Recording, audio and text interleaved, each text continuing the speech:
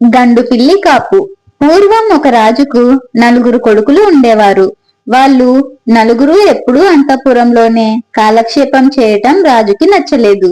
కొత్త అనుభవాలు కలిగితేనే గాని ప్రపంచ జ్ఞానం కలగదని ఆయన నమ్మకం.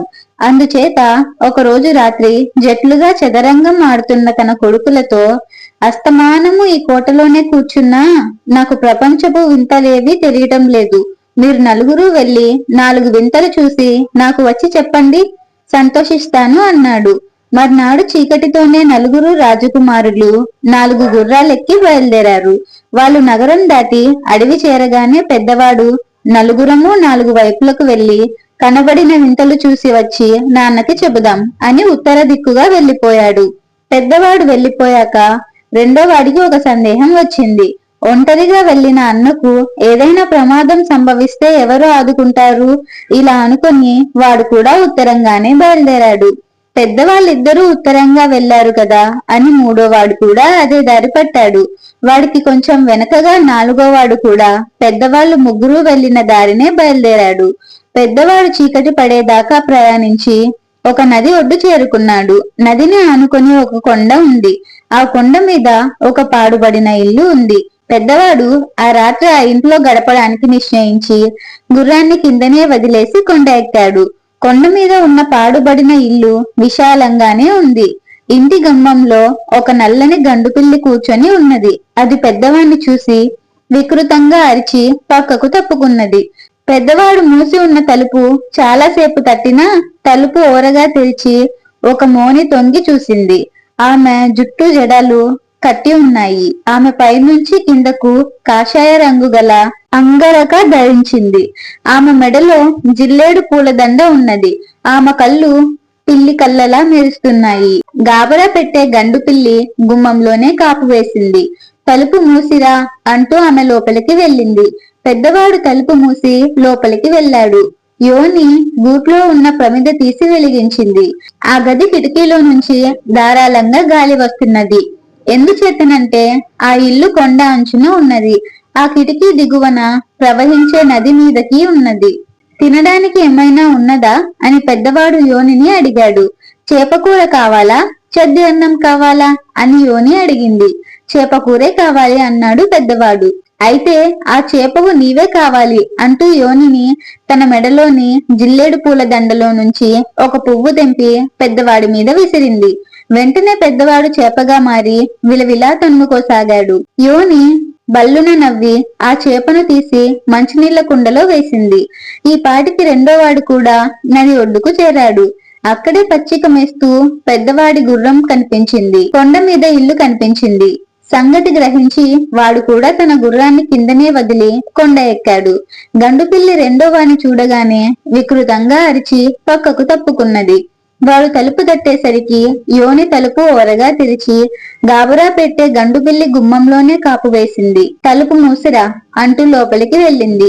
రెండో వాడు తలుపు మూసి లోపలికి వెళ్లి యోనిని తిండి మాట అడిగాడు. వండడానికి కుండలో చేప ఉన్నది. వడ్డింపు వెండి పళ్ళెంలో చెయ్యనా, విస్తరాకులో చేయనా అని యోని అడిగింది. వెండి పళ్ళెంలోనే చెయ్యి అన్నాడు రెండోవాడు. అయితే ఆ వెండి పళ్ళెం నువ్వే కావాలి అంటూ యోని మరొక జిల్లేడు పువ్వు తుంచి వాడి మీద విసిరింది. రెండోవాడు వెండి పళ్ళంగా మారిపోయాడు. యోని విరగబడి నవ్వుకుంది. ఇంతలో మళ్ళీ తలుపు చప్పుడయింది. యోని తలుపు తెరిచి గండుపిల్లి సంగతి హెచ్చరించి లోపలికి వచ్చేసింది. మూడోవాడు తలుపు మూసి వస్తూ ఆకలి మండిపోతున్నది అన్నాడు. వండడానికి చేప ఉన్నది, పడుకోవడానికి పట్టుపరుపు కావాలా అని యోని వాణ్ణి అడిగింది.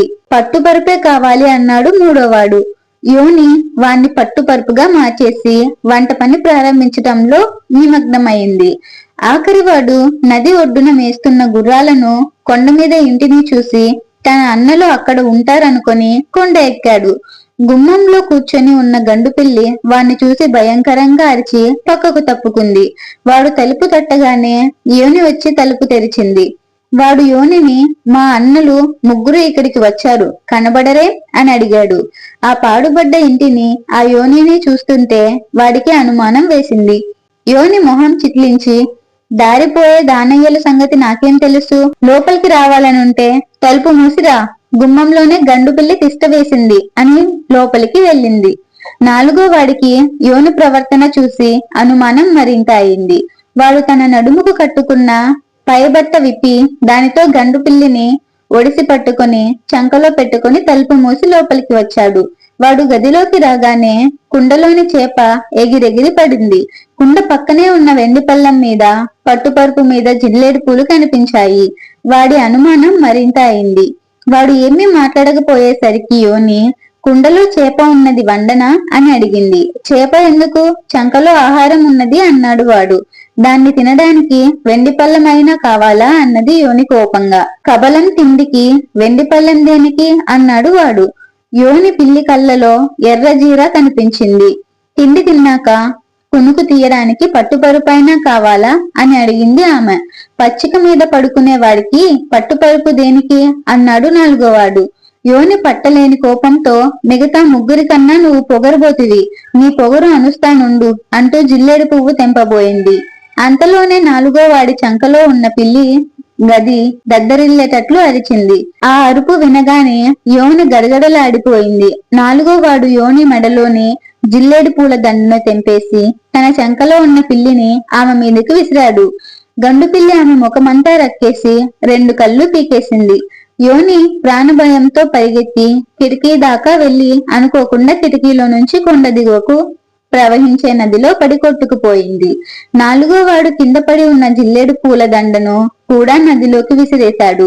మరుక్షణమే చేప, వెండి పళ్ళెము, పట్టుపరుపు వాడి అన్నలుగా మారిపోయారు. చూసిన వింతలే చాలు, ఇంటికి పోదాం అన్నాడు పెద్దవాడు. నాలుగోవాడు గండుపిల్లి కోసం అంతటా వెతికాడు కాని దాని జాడలేదు. రాజు తన కొడుకులంత త్వరగా తిరిగి రావటం చూసి ఆశ్చర్యపడి, అప్పుడే వచ్చారు, ఏమైనా వింతలు చూశారా అని అడిగాడు. మనిషి చేపగా మారడం అనుభవపూర్వకంగా తెలుసుకున్నాను అన్నాడు పెద్దవాడు. మనిషి వెండి పళ్ళంగా మారటం నాకు అనుభవమైంది అన్నాడు రెండోవాడు. మనిషి పట్టుపరుపు కావడం నేను పొందిన వింత అనుభవం అన్నాడు మూడోవాడు.